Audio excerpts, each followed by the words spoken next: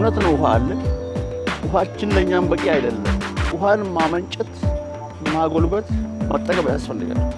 ከዛ ውስጥ አንደኛውና በጣም ወሳኙ ጠቅላይ ሚኒስትራችን የጀመሩት የዚህ አረንጓዴ አሻራ መርሃ ግብር ነው። አረንጓዴ አሻራ መርሃ ግብርን ከሌሎች መርሃ ግብሮች እንግዲህ መሰል ትልልቅ መርሃ ግብሮች እዚህ ሀገር ውስጥ ተጀምረው እየተተገበሩ ቆይተዋል። ለምሳሌ የህዳሴውን ግድብ መጥቀስ ይቻላል። ትልቅ እና ሁሉንም ማህበረሰቦችን ያሳተፈ ትልቅ ፕሮግራም ነው። ልክ እንደዛ ሁሉ ደግሞ አረንጓዴ አሻራ ሲጀመር የሁሉም ዜጋ አሻራ የሚያርፍበት መርሃ ግብር እንዲሆን ተደርጎ ነው እንግዲህ ላውንች ሲደረግ ማለት ነው በክቡር ጠቅላይ ሚኒስትሩ ይሄ ሀሳብ ሲመጣና ወደ መሬት ሲውል ማለት ነው። መላው የኢትዮጵያ ሕዝብ በእምነት፣ በዘር፣ በክልል፣ በጾታ፣ በሌሎችም የልዩነት ምክንያቶች ሳይለያይ እንደ አንድ ሰው በትብብር መንፈስ ቆሞ እንዲያሳካው በታላቅ ትህትና ጥሪ ማቅረብ እፈልጋለሁ። ኢትዮጵያን ምድሯንና ሕዝቦቿን የመታደግ የተተኪውን ትውልድ ነገውን ዛሬ ላይ የመስራት ታላቅ ራዕይ ሰንቆ በየዓመቱ የሕዝብን ስነ ልቦና ወደ ከፍታ የሚወስዱ አነቃቂ መሪ ቃሎችን እያስተጋባ ሚሊዮን የሀገር ልጆችን አሰልፎ 4 ዓመታትን የዘለቀው የመጀመሪያው ምዕራፍ የአረንጓዴ አሻራ መርሃ ግብር እጅ ከምን ቢሉት በዓይን የሚታይ አዝመራ በእጅ የሚዳሰስ ፍሬ አፍርቶ እነሆ ዛሬን ደርሷል። ለምሳሌ የ2014ን የችግኝ ጽድቀት ዘንድሮ አሰሳ አድርገን ከ88 ከመቶ በላይ ነው የመጣው። ባለፉት 4 ዓመታት እንግዲህ 20 ቢሊዮን ችግኝ ለመትከል ነው ያቀደው። የተከልነው 25 ቢሊዮን ችግኝ ነው። ኦን አቨሬጅ ከ80% በላይ ጽድቀት አለ። ይሄ ምንድን ነው የሚያሳየው? የህብረተሰቡን ባለቤትነት።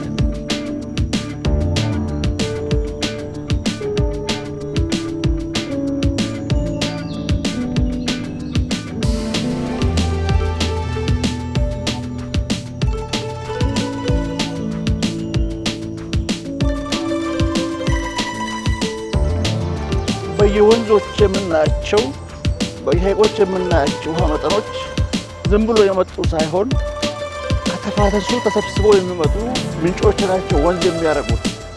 ምንጭ ደግሞ ሊጎለብት የሚችለው ተፋሰሱ ጤናማ ሲሆን ነው።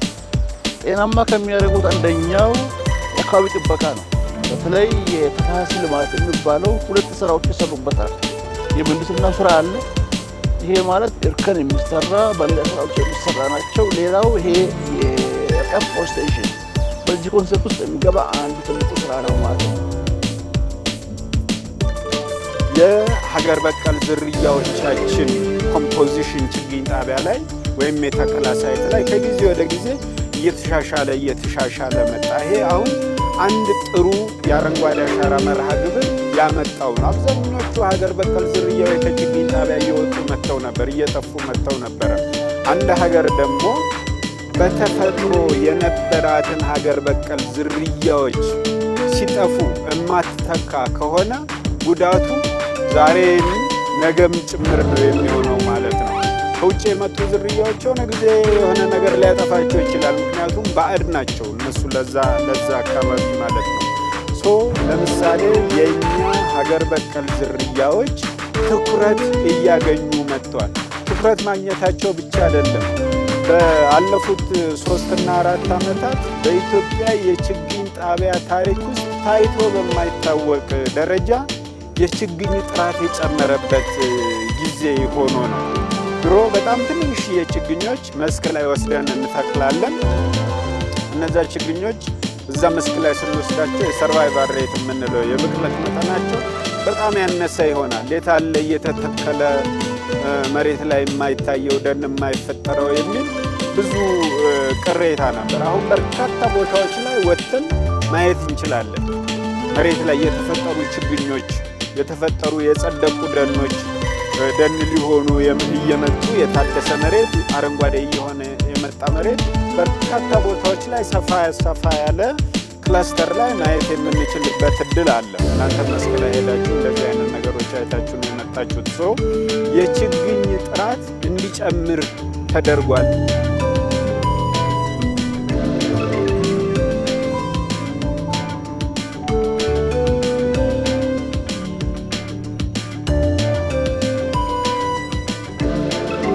እዚህ ውስጥ አሁን የተከልናቸው የከብት መኖ አለ። ናይትሮጂን ፊክስ አፈሩን እንዲለማ የሚያረጉ እንደ አኬሻ እና ተለይና ብዙ ሳር መኖዎች አሉ። እዚህ ተተከሉ 3 አይነት አፈር የሚጠብቁ የአየር ብክለትን የሚከላከሉ ዛፎች አሉ። ከዛም አልፎ ከጊዜ በኋላ ይሄን የኦክሲጂን ሽያጭ ከዚህ እንደ ዞን ተወስዷል። ካርታው ተወስዷል። ሄክታሩ ተወስዷል። ምን ያህል ከዚህ ላይ ይሸጣል? ካርቦን ለምን ይሄ ብቻ የአፈሩና ውሃ ጥበቃ ብቻ ሳይሆን ወደ ለህብረተሰቡ ከዚህ ላይ የሚገኘው ካርቦን ሽያጩ ለህብረተሰቡ ብር እንደሚያገኙ አካባቢ ጥበቃ አድርጎልናል።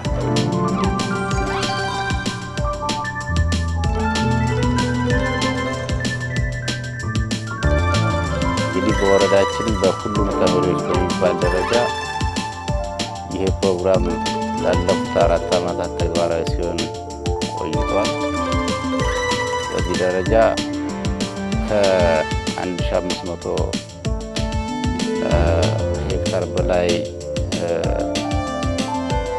ቦታ በተከላ ተሸፍኗል።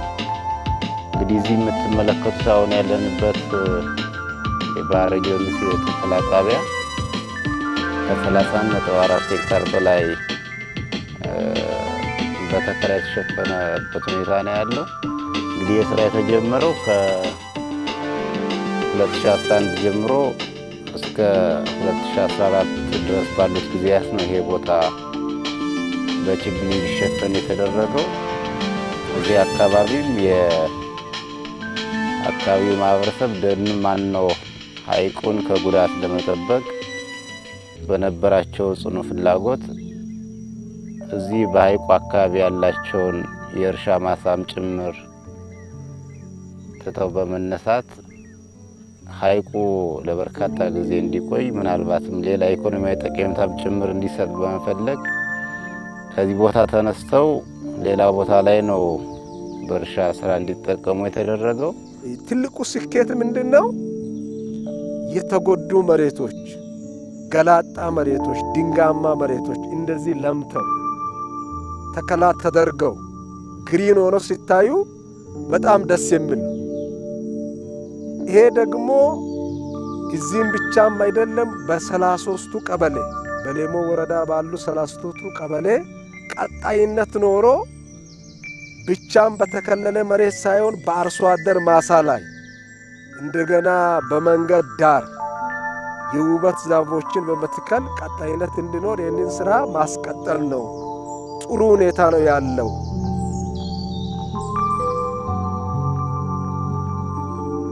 ኢትዮጵያ ውስጥ ያለው ማህበረሰብ በብዛት ገጠር ነው የሚኖረው። በአንድም በሌላ የሚጠቀመው ማገዶ ነው። ማገዶ ሲጠቀም ያሉትን ችግኞች እየመነጠረ ያሉት ዛፎች እየመነጠረ ሲያጠፋ ከርመዋል ማለት ነው። አረንጓዴ አሻራ ይህንን ነው መልሶ የሚተካው። ስለዚህ የተፋሰስ ልማት ላይ ትልቅ አስተዋጽኦ አለው። ኢነርጂ ላይ የሚሰራው የራሱ ስራ አለው ማለት ነው። ከዚህ አኳያ ትልቁ ስራ በእኛ ሚኒስትሪ ላይም ሪፍሌክት ይደረጋል ማለት እንችላለን። ሰንሰለቱ